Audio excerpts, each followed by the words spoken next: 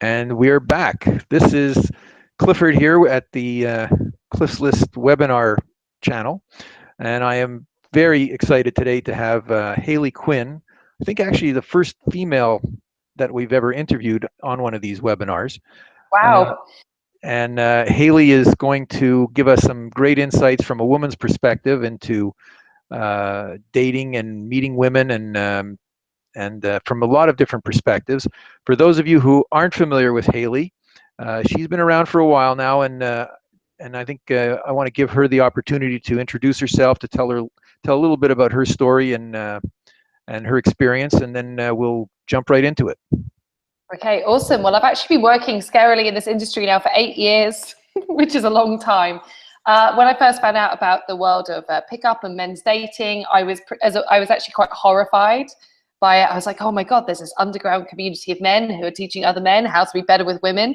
But I was also fascinated. I think it was around 2007 or 8, I looked up some of the main characters from the game, Ross Jeffries, the juggler, Mystery, on Twitter, reached out to them in a kind of semi under the radar, wanting to bring the industry down for the inside way. And then one of the guys offered me a job as a ghostwriter. So I started to ghostwrite ebooks and blogs in the pickup community. Then from there, I springboarded off and begun coaching because I was a woman who knew something about something, and I worked for PUA Training and Day Game in the UK. Then started up my own business. Then I started working with women as well, and that's actually probably even more of my focus right now. So I have a business which has two sides to it, one that speaks to men and one that speaks to women who equally want to be proactive around dating and love. Okay. That sounds very interesting. I think that there's going to be a lot of interest in this webinar to hear about how women see all of this stuff, which you said right away, it sort of horrified you when you first found out about it. Totally. But my philosophy that I teach now is kind of like, to both my male and my female subscribers, is kind of a mashup of like some of the ethic being ethical and female focused, but also teaching really, teaching skills. I think that the world of pickup and men's dating brings us loads of fascinating and amazing, useful and practical skills when it comes to social relationships. And I just think that the women should have access to them just as much as the guys.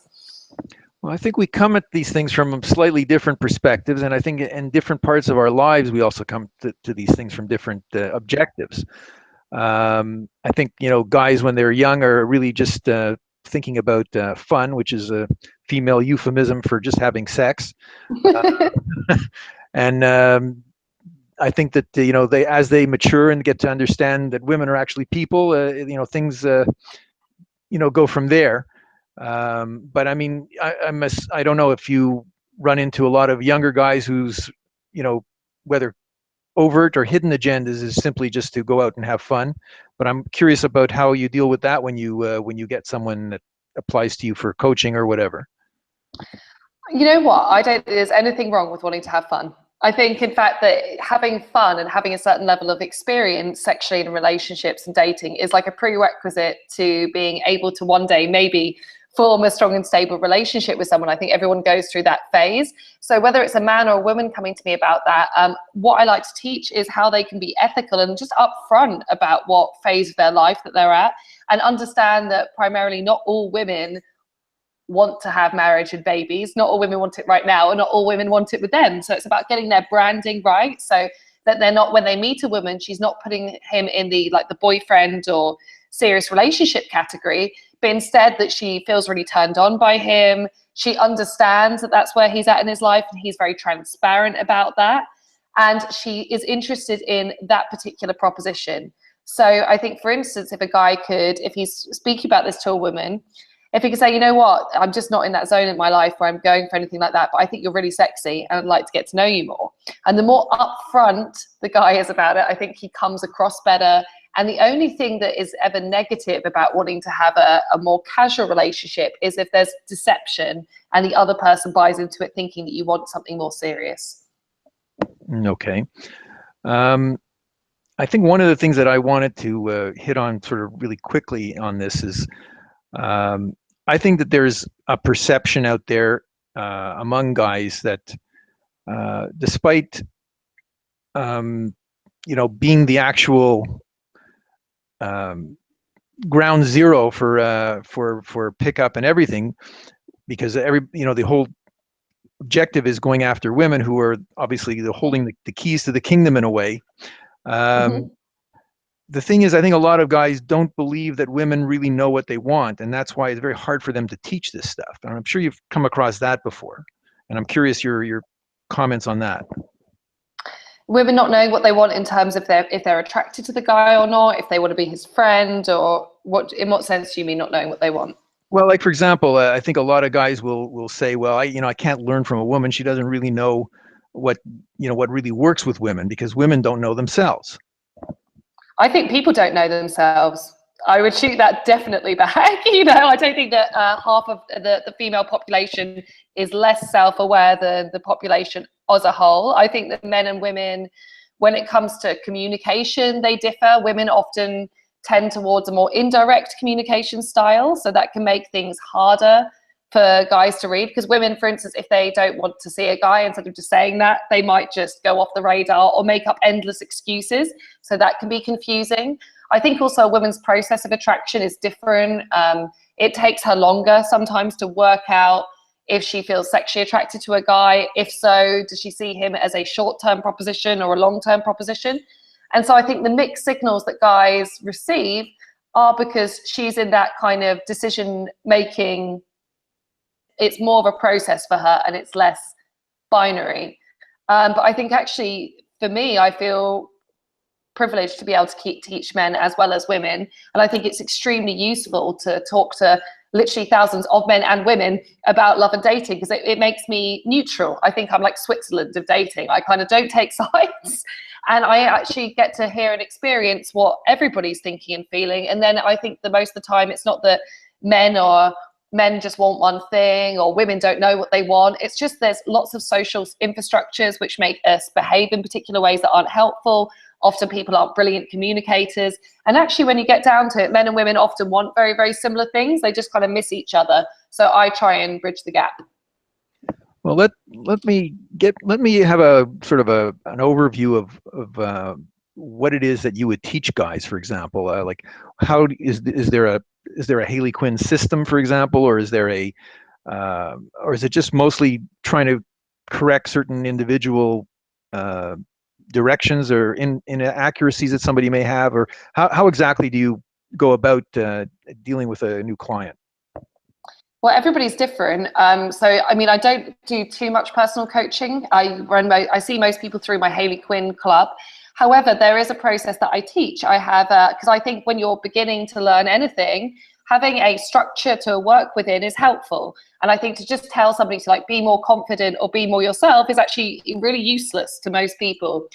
So the beginning for the approach is obviously the first area that we tackle, because for both a man or a woman, we need them to be meeting more people and be comfortable to do that in all different environments. So I have 5 steps, which are just little training exercises and drills that I take my guys through so that they become confident to meet women.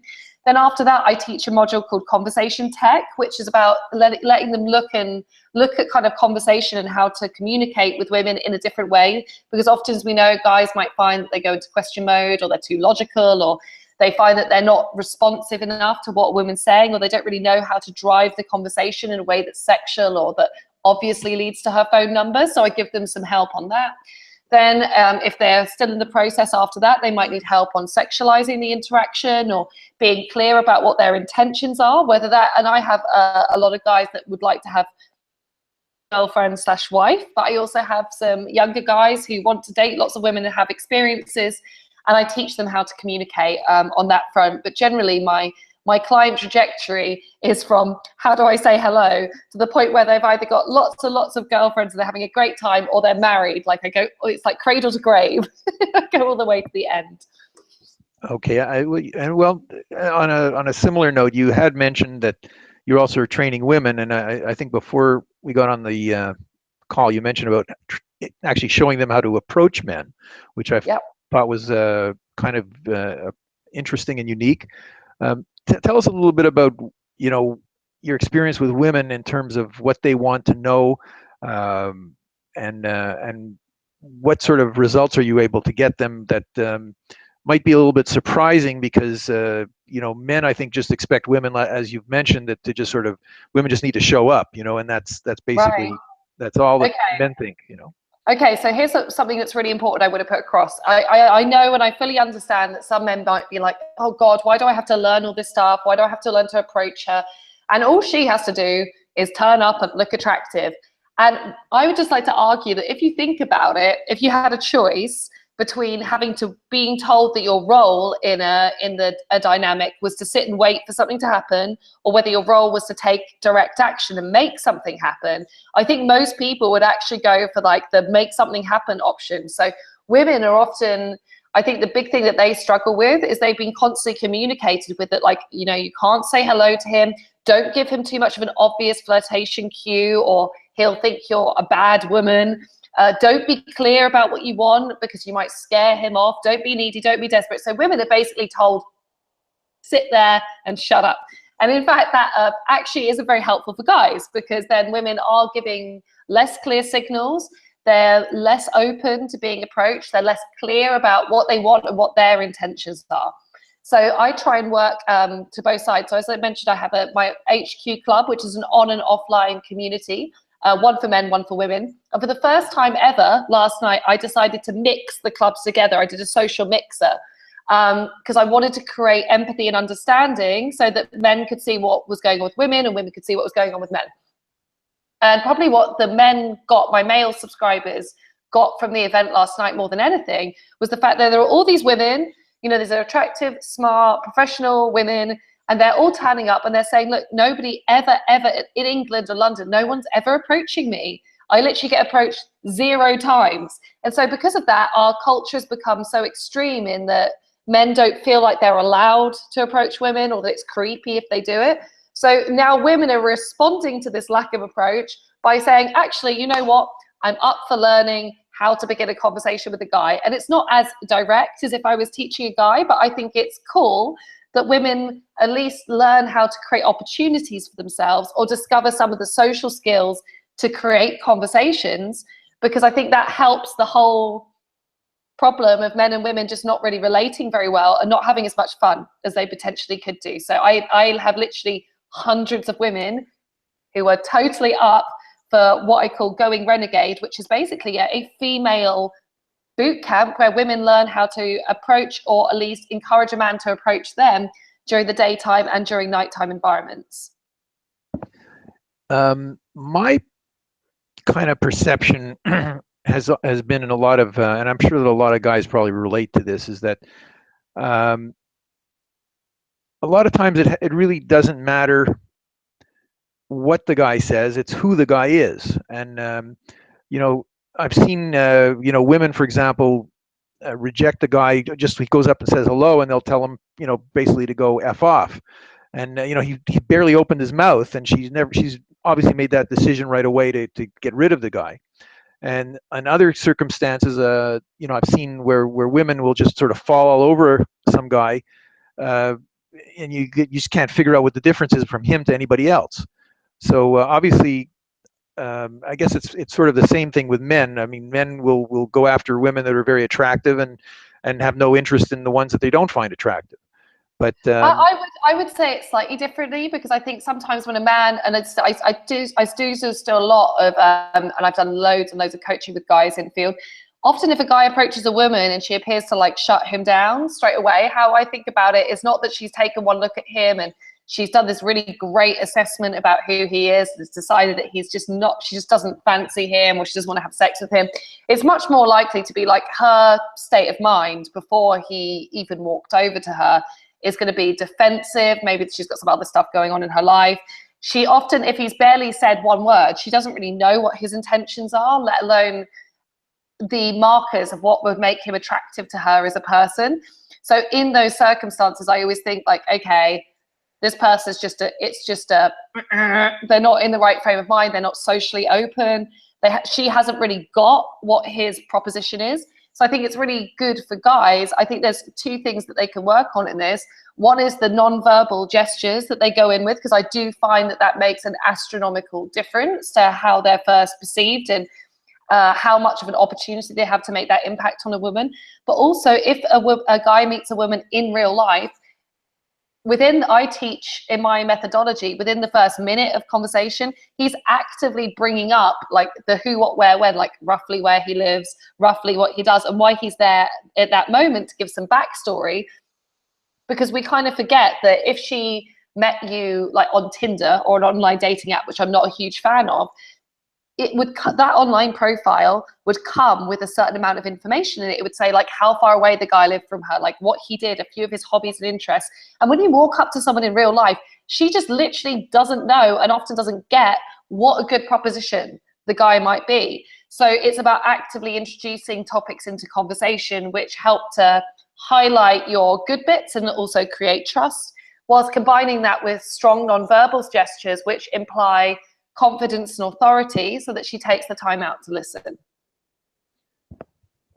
I've kind of noticed that a lot of the times these situations are kind of hard to expect what's going to happen. But I have a friend, for example, the other night we were out, and he went up to talk to some woman, and she took one look at him and she says to me, "No, I think you're kind of weak. You're really not the kind of person I want to meet." So he basically, fortunately or unfortunately, told her off right there, and just sort of walked away, like very quickly, and walked away. And later on in the evening, she basically, called him over to talk to him, and was much more receptive. Right. So, I think a lot of times women are looking for strength. Yeah, I think, I think strong identity, any man or woman, is very attractive. And I think sometimes, often, like I was working with one of my guys earlier, he's a younger guy. And so he might get pigeonholed as like, oh, that's cute or that's sweet. So obviously if someone's telling you you're cute, you're sweet, you're weak, any label which actually isn't suitable to what your intentions are or how you want to position yourself, if through actively rejecting that, you do a lot to demonstrate the qualities that are super, super, super attractive to women. So that sounds like what happened with your friend. Another kind of similar thing that I like to think about is if a guy, lots of men hesitate on maybe making a bigger physical move, like going in for the kiss on a first date. And how I like to think about that, it's not so much about whether she agrees to kiss you the first time or not, because a lot of the time women will find it actually erotic in a way to kind of hold back, or they won't be quite sure. But through you trying to kiss her, you demonstrate so much about what your intentions are, your masculinity, your confidence, that's the purpose of going in for the kiss kind of earlier on. It's about what it demonstrates about you and the attraction that creates, rather than just getting a yes straight away. Well, how do you kind of recommend men approach women? Like what do you think is the ideal way for a guy to get to know someone who he just sees out there, whether it's on the street, whether it's in a club, whether it's in some random circumstance? How would you teach them what do you teach them to start with? Well, I have a 5-step process that I get the guys to follow. I'll do it at speed because I don't have enough time to go into detail on this one. But the first step is just get somebody's attention. That means that if she's not stood or sat still with eye contact, there's no point delivering the rest of what you've got to say. So you say, hey, or you say, excuse me, and then you have to pause. So often guys launch into maybe a compliment or a question, and because she actually isn't, maybe she's turned away and she's not giving full attention to the guy, it doesn't hit with the impact that it needs. So surprisingly simple, but without that stillness at the beginning, you won't have anything. So it's hey, pause. Secondly, if there's an issue with approaching her, like, to some of the guys that are listening to this, they might be holding back on saying hello because she's with a friend or she's working at her computer, and that wasn't a circumstance they're prepared for. I always encourage men to approach anyway and just acknowledge what the objection could be. So it could be, hey, pause. Second step, I know that I'm gate crashing. I know I'm interrupting. I know you're right in the middle of reading that book. Step 3, specific compliments always work best. So instead of just saying, if they could figure out something particularly about the woman that's drawn them to her in that moment, even if it's just saying, I just saw you walking down the street as you came around that corner and I wanted to come and say hi. Even that is specific. She knows he couldn't have said that to any other woman that day. Implied compliments also work well. I had to come and say hi to you. It's not too much. Step 4, I always think some name exchange is good, because I find a big problem that guys experience is after they've said the opener or have said hello, the woman will say, thank you, and then she'll go back to her everyday life. And something like a name exchange signals that the conversation has to continue. And step 5, I actually get the guys to begin the interaction and bridge from or transition from the opening phase into the main body of the conversation by actually directing the conversation towards themselves. I find that to be far more effective than drilling the woman for questions or at this stage to contribute to the conversation. So I usually, when I'm working with people, I lead them through this 5-step process, and each one of those 5 steps I've adjusted specifically because I appreciate that certain things like having someone's full attention, being specific, acknowledging objections, building trust, creating opportunities for physical contact, and sharing key details about yourself are all these little tiny levers that if you pull them can just up your batting average substantially. And it's about actually understanding what her obvious objections to meeting a guy, you know, in the daytime or through a cold approach might be, and handling them. Well, from a woman's perspective, once the I guess the opener has happened, how do you feel is a good, comfortable way for guys to escalate from there to bring the conversation into a more personal level?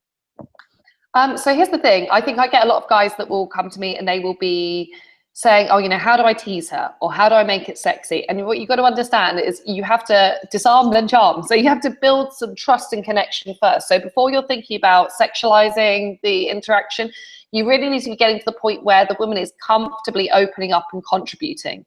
In order to do that, you have to employ some conversation skills which are good for trust building. I find the most effective one of these to be what I call the go first principle, which is essentially that you do not request any information from her before you've offered a similar amount of information from your side.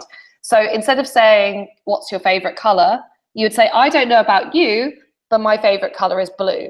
So you adopt a conversational style which has a kind of a doubleness to it. On the one hand, use little hooks like, I don't know about you, I'm not sure if this has been your experience, you may correct me, you're probably going to disagree with me, but then you share information, you share your own opinions. And that softer conversational style where you're selectively offering details from your life whilst encouraging her to contribute is actually a really fantastic way to start to build trust. And then after she's opening up and she's starting to respond in full sentences and is adding additional information into the conversation which you didn't request, that's the tipping point in the interaction where then it makes more sense to be more challenging, more teasing, or to sexualize the content of the conversation. Okay, and are there any sort of little tests that you suggest guys do to I guess find out how receptive a woman is to whatever it is going on at that moment? Here's what I would think about it. A lot of guys spend a lot of time worrying about whether they've got enough signals or IOIs from a woman. The problem is, it's like for a woman to give those signals or for her to feel that interest, it's almost like her attraction is a reaction to the input that a guy is giving her. So without so what sometimes happens is the guy doesn't feel like he's seen the signal, so he doesn't take the step forward, which means he doesn't show enough intention or masculinity or do the behaviors that she would find attractive, which would then create the signal. So we kind of get like a short circuit that goes on. So I said in the beginning, it's usually most useful, I think, and beneficial for men to focus, instead of thinking, oh, you know, have I got her approval yet? Does she like me in that way? To think, actually, you know, am I attracted to her? Am I enjoying this interaction? Would I like to kiss her? Would I like to ask for her phone number? Would I like to touch her? And instead, learn to act on their own desire and initiative. And often when they put more input into the conversation or the interaction that way, it creates a stronger catalyst, which then means that she responds in kind, and then the signals start coming. So it's like better for the guy to drill actually doing the behaviors and going for it first, and then looking for the signals and the cues as a reaction to that, rather than waiting on a signaling cue that may never come before they take the action. Well, I think I'll call it advanced opinion in the community is that women escalate by just not pulling away, by not doing something. That's, like, if it's like if you That's yeah, that's not bad. Like I think a lot of the time, that's true. If a guy approaches a woman, if she might not be saying very much or emoting or being particularly flirtatious, but if she, her legs are crossed and she looks comfortable and she's not moving away and she's giving the guy the opportunity to create that catalyst, then that's good. Like that's a good reaction. I think often a mistake that guys can think is that they'll expect after they maybe do the opener that the woman's going to go, oh, thank you so much, like when can we go out? And that just isn't the nature of how women react and respond to things. So I think a neutral, non-moving away reaction is good. And in fact, a lot of the time women won't do anything beyond that. Lots of the time when I'm working with women, for instance, the things that they'll struggle with is if they're attracted to a guy, they will often find it difficult to maintain eye contact. Their default will be to look down or to look away or to physically withdraw from him because that attractor means that they can't cross him. So for the men, it's good for them just to keep thinking when they're in that interaction, even if she's not giving you very strongly positive signals, that could often be a byproduct of her actually becoming more attracted to you rather than not being attracted to you enough. Yes. Well, I guess I think I started asking you about how do you teach women to approach men? Like what I guess that's also another thing is I think a lot of a lot of guys expect women to be a lot more subtle about these things. And I think women also I would think if I was teaching women I would want I think that women don't want to come across as being too forward at the same time. So how do you teach them? What do you teach them? I teach both men and women like that there's a scale, like there's different ways that you can begin a conversation. Some are indirect and some are much more direct. And I try and encourage people to select what option they want to use depending on their individual personalities and also kind of with the sense of what the environment is. Most of the time, women will, at least in the beginning, before they become, lots of the time, if women become more open to this process of approaching guys and encouraging them to say hello, that they'll become increasingly direct. To begin with, though, we have to start soft because women are just not used to doing this at all.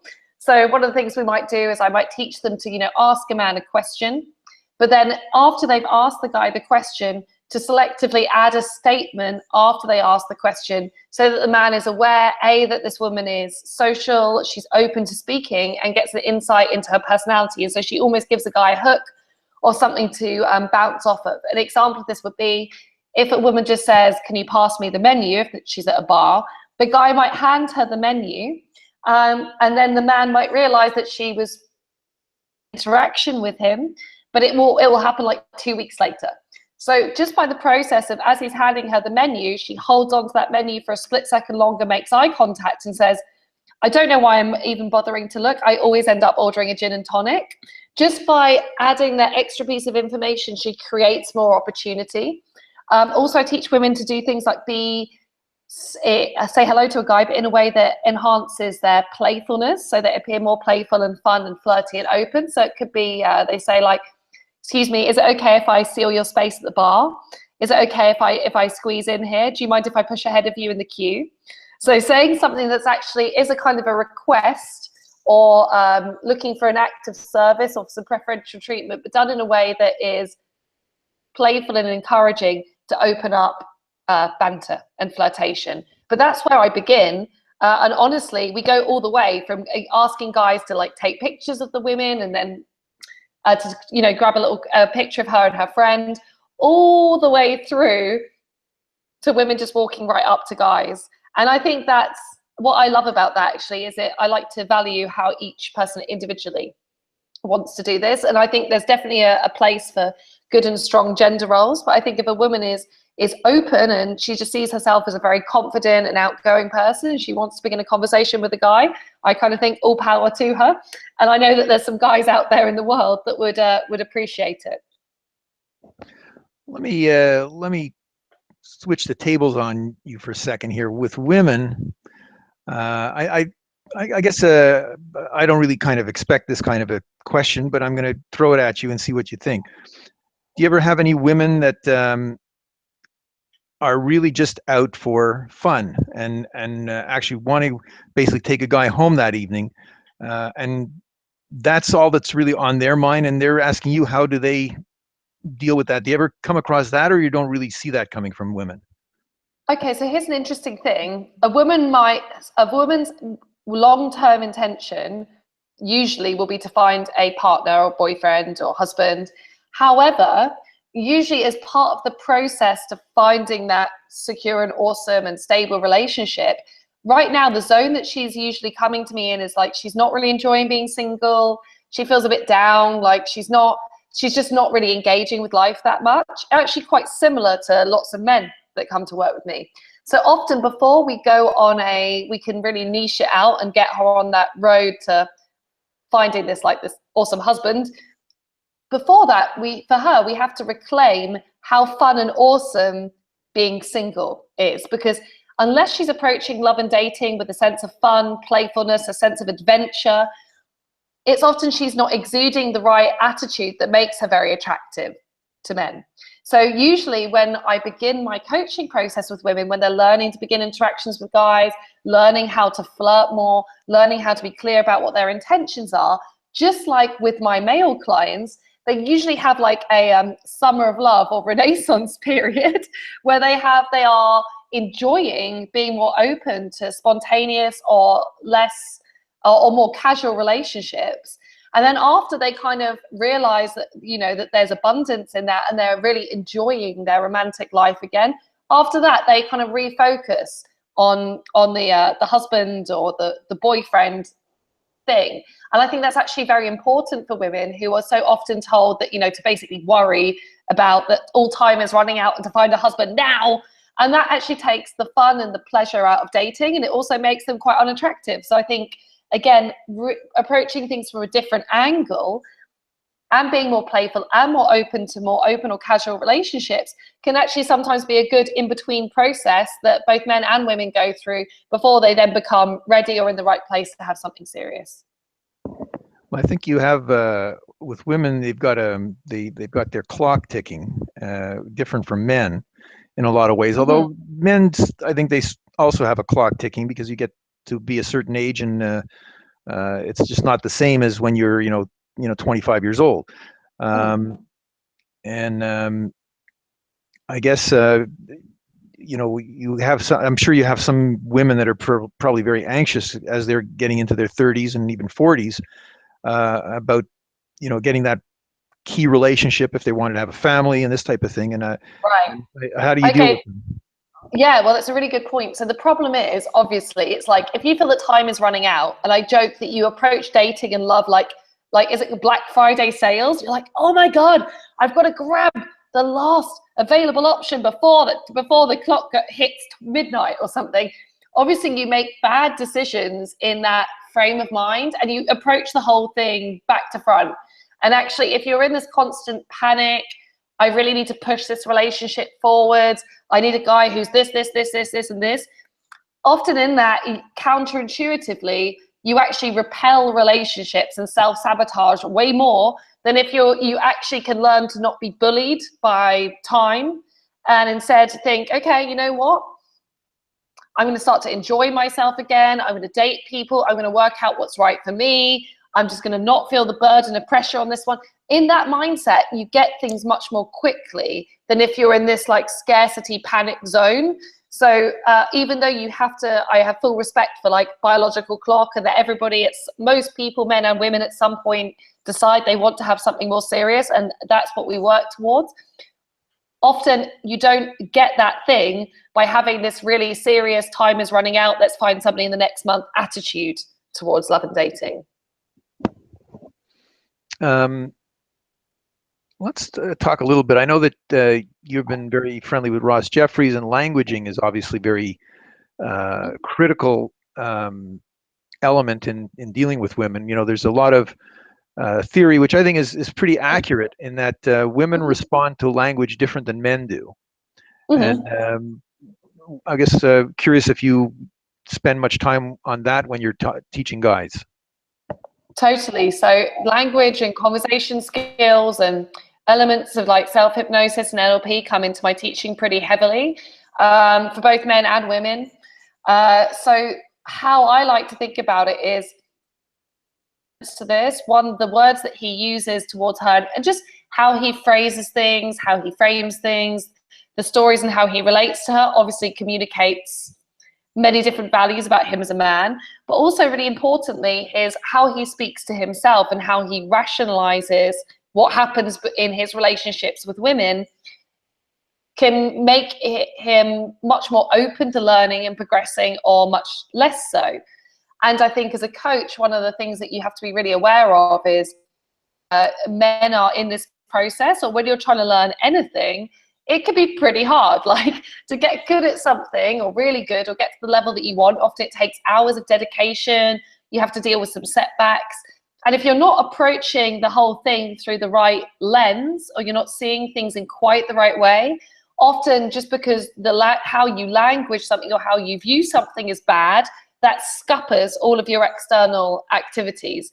So I try in what I teach, and also with like my marketing and my video courses or anything that I go through, I try and be super, super ethical and very conscious about the language that's used around it. So for instance, on the women's side, you'd see lots of female dating products and stuff like, oh, how to make your ex fall back in love with you. Now, I would argue that even if the content of that product is good, if the woman is buying something with that, like that course title, she's already engaging with love and dating from a place of disempowerment. And it's much the same for guys. So you have to be careful about how you enter into something, what mindset you take into that. Then also understanding the subtleties and the nuances of the words that you use, the implications that they have, and what women read into that is also highly important. So for instance, lots of pickup, the classic or cliched pickup lines, whether it's like who lies more, men and women, or we're never going to be friends.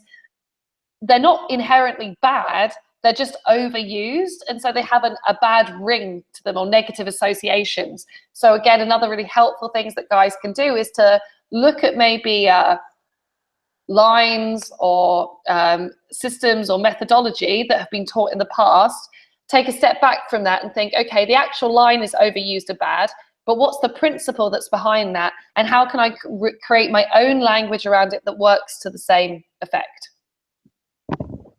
Okay. Now, tell me about how you deal with some of the sticking points you must come across. For example,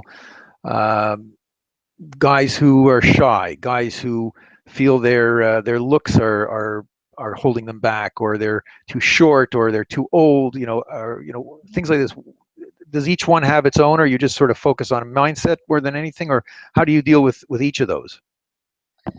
Okay, so shy is an interesting one. So I usually like to think with someone who considers themselves shy, usually the issue there will be that they've bought into the belief that in order to be attractive to women, you have to be confident, outgoing, the alpha male, extroverted.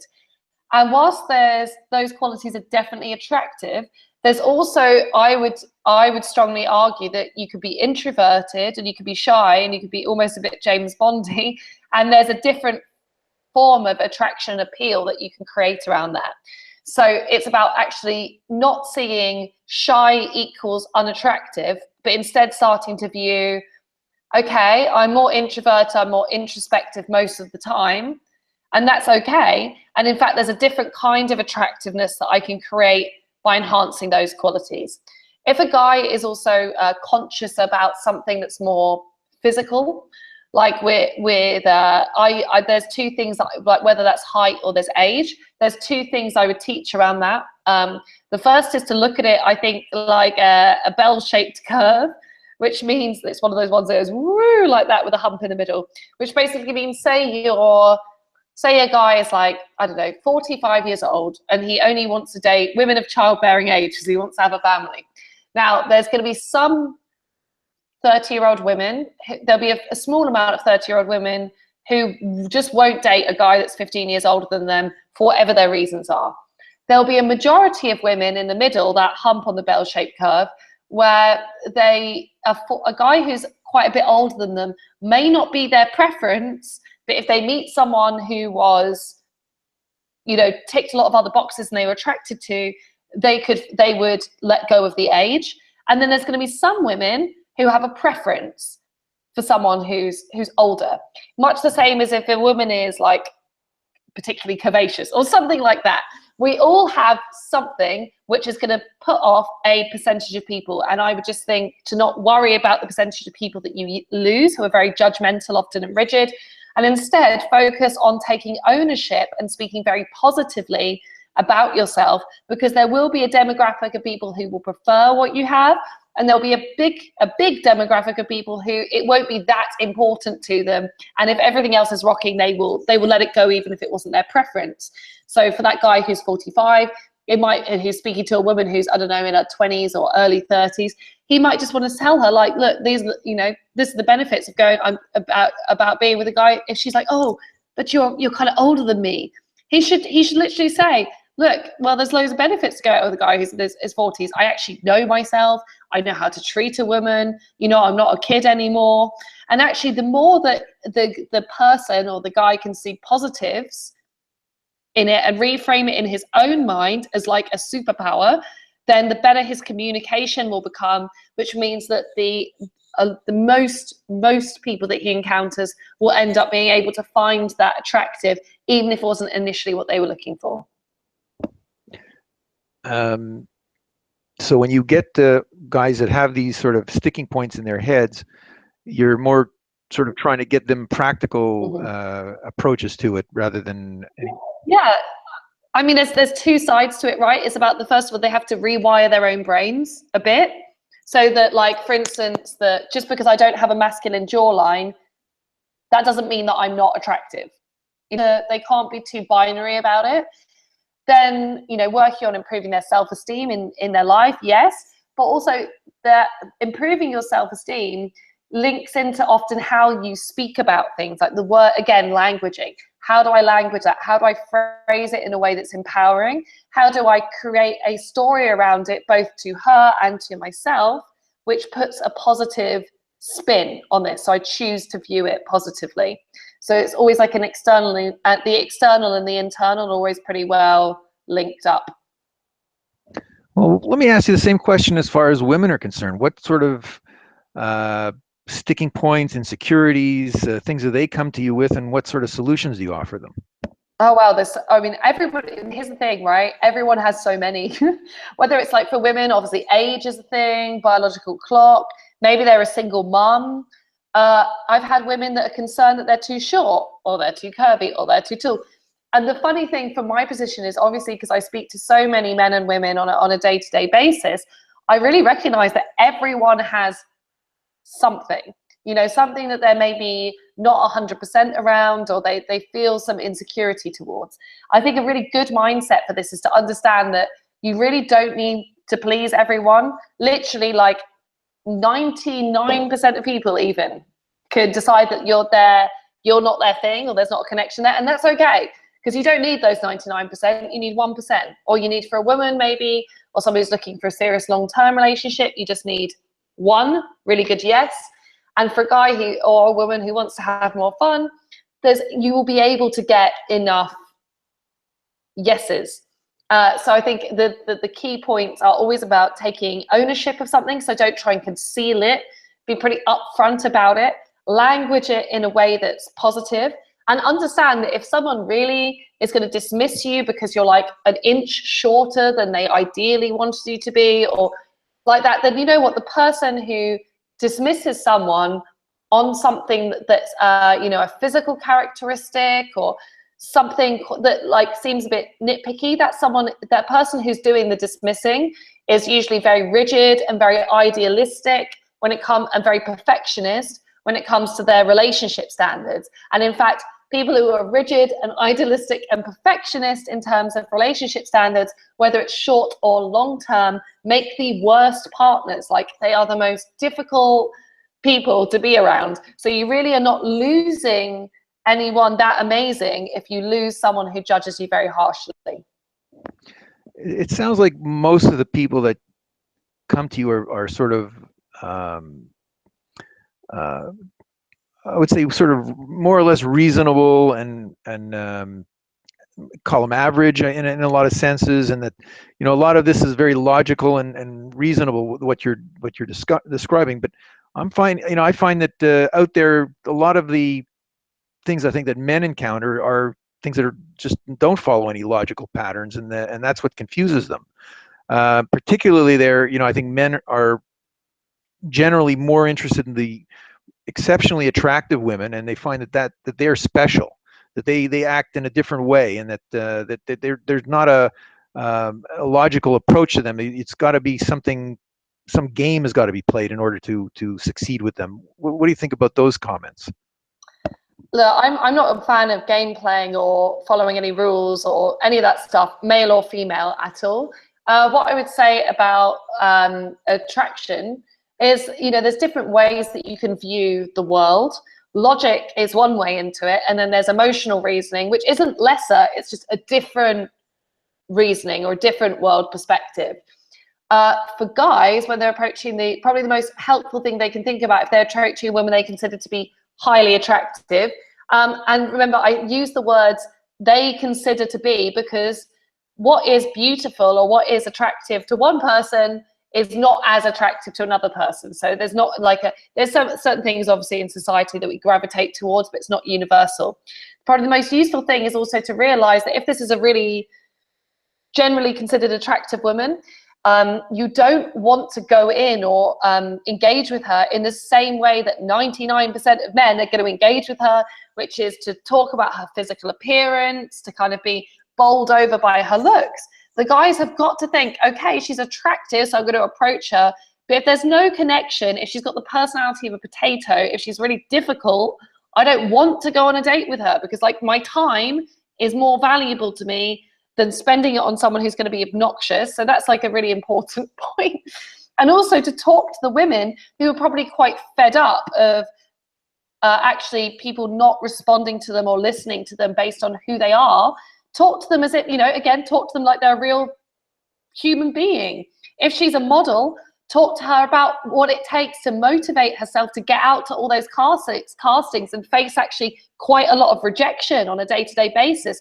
Speak to her personality and what she's had to work to achieve, rather than just what she's born with, and that will always work better. I think a lot of guys will want to be able to talk to a woman who's very attractive, like an average normal person, but they're kind of blinded by the looks, and they're kind of like the deer in the headlights situation. It's very difficult to get past that. Do you? I'm sure you must run into that, because I think when you talk to guys who are looking to learn, they're trying to learn to get what they want, which is probably overcoming these kind of problems. Right. So there's a mindset thing there, and then some physical exercises that they can do. The mindset thing here is obviously they've undervalued themselves and they've overvalued someone else. So we have to look at the value system by which they're judging people on. So they might be thinking, wow, she's out of my league because she's really beautiful and I'm like an average looking guy.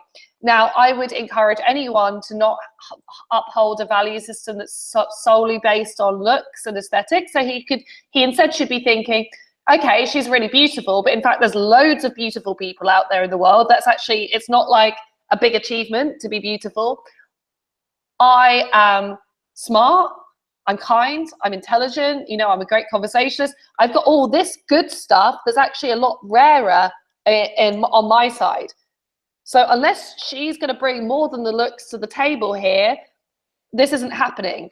And you can see how powerful that is, because there's so many instances of when you see couples where there's a mismatch, if you want to look at it that way, in terms of physical, but there's a leveling that happens when the other person values enough of their other qualities about themselves. And then if the guys are literally, as on a practical level, if the guys are in a panicky frame of mind, and they just finding it extremely stressful approaching women, I get that. And what I would encourage to do physical exercises to help to shake off those feelings. So for instance, often if I'm coaching, one of the key practices that I go into is we keep walking around, we keep moving. So if you're stood there, sat on the spot thinking, oh my God, shall I approach her? Shall I approach her? That's when you really allow the nerves to amp up in your body.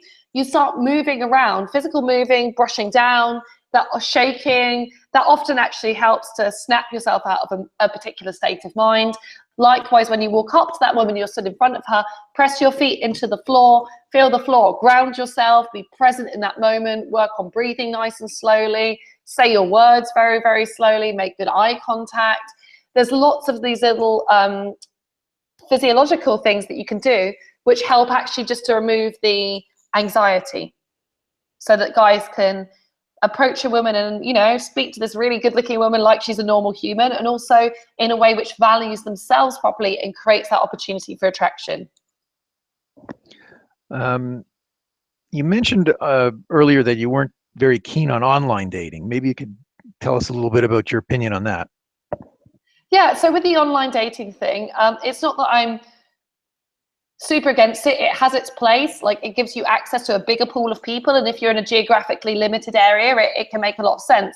However, I really think that benefits to meeting people in real life, IRL, that's where the focus of my teaching is, because it's a lost skill set. And I see the benefits of meeting someone in real life as, if you meet someone through a shared group of friends, or through a hobby or an interest, there's a level of connection and approachability there that you won't get.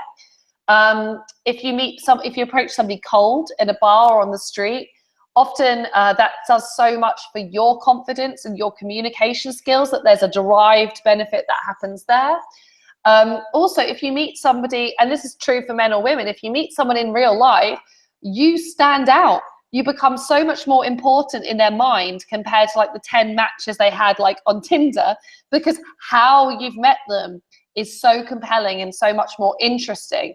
So I think to fight our culture, which in some way teaches us that, like, you know, just like Uber or food delivery, that we should have love on tap, and that in fact that, oh, there's this endless list of people we could potentially meet, so that we can have a disposable attitude towards men or women. I think a great way to fight that is to become better at meeting people in real life. Okay, well, so you're not necessarily against the online stuff. What do you have any tips that you would give someone who comes to you and asks you about online dating? How would you give them some encouragement in order, or suggestions in order to be more successful on that? I think with the online dating, it's quite similar. There's some similar underlying principles to meeting people in real life. So for instance, it's not about attracting everyone. It's much better to niche yourself out and actually attract the people that you're supposed to attract.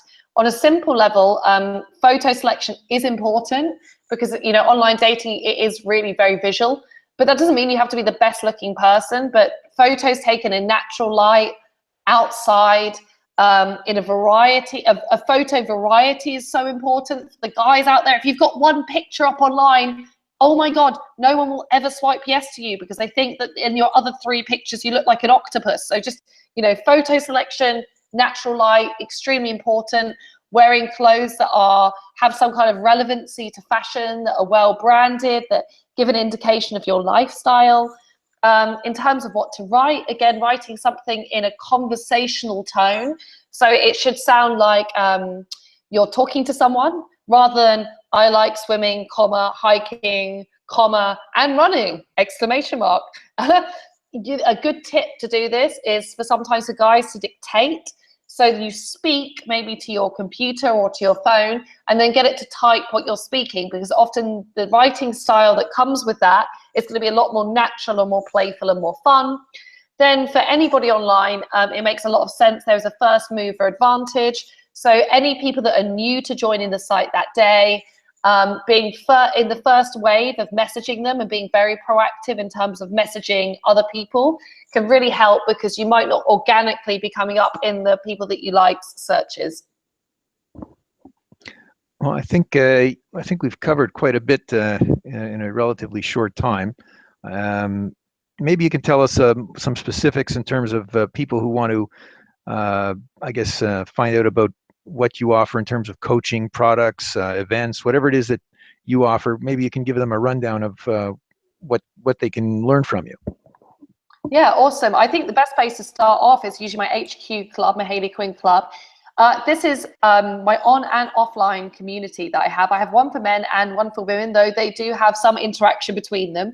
So really the right person this would appeal to is someone who does want to have an understanding of female psychology, is interested in what single women are really thinking and feeling, and it balances that insight into her psychology with also, as I hope you can tell, extremely practical and specific and detailed advice in terms of conversation skills, social skills, and languaging. With my community, what we have is we have a forum, which is extremely private, where guys can ask me anything. So you can send me a question every single day, and I answer them all personally, maybe not perfectly. And they also get access to an online bank of my video courses, which is about 50 hours of footage, which isn't available elsewhere. There's also on and offline events. There's special webinars for my subscribers. I also do offline meetups, which I host personally, mainly in London, but I also do subsidiary groups in North America and Scandinavia for probably obvious reasons why the guys want to go out and do something practical there. So as a club member, you also do get a in real life work opportunity. And the other cool thing about the club is, because I think this information genuinely is so important, it costs less than the price of having, I think, a Starbucks a day. I tried one recently. So it only costs £35 a month to be a member. So it's really accessible for everyone. So if you want my advice and you want me to write you one-to-one about all these little sticking points about constructing your online profile or how to approach her, or to ask a group of single women what they're really thinking and feeling, if they go to hayleyquinn.com/men/club, that will take them there. So that's hayleyquinn.com/men, MEN/club, CLUB. And then they can find out all the details there. That's very good. And I want to also let those who are listening to this, if you basically buy products from Hayley that you found out about through this webinar, as a thank you from Cliff's List, if you just email both Hayley and myself that you did so, I will send you a extra free Cliff's List bonus product just as a thank you for having done that. Yeah, and I will second that as well. If you come from Cliff and you let me know hello@hayleyquinn.com, I'll give you free access to my fail-proof approach product, which goes really into detail of those 5 steps about how to say hello, so you can really drill and become great at approaching women wherever you meet them. Well, I want to take this opportunity to thank Hayley for her time and for her wisdom. The benefit of all that experience is definitely obvious. And certainly a woman's perspective is a unique one for, I think, a lot of the guys on Cliff's List. And again, I want to thank you again, Hayley, for the time and everything. And hopefully we'll do this again soon. I'd love to. And thank you so much for having me. And thank you guys for listening and letting me rant. I really appreciate it. All right. Thanks a lot.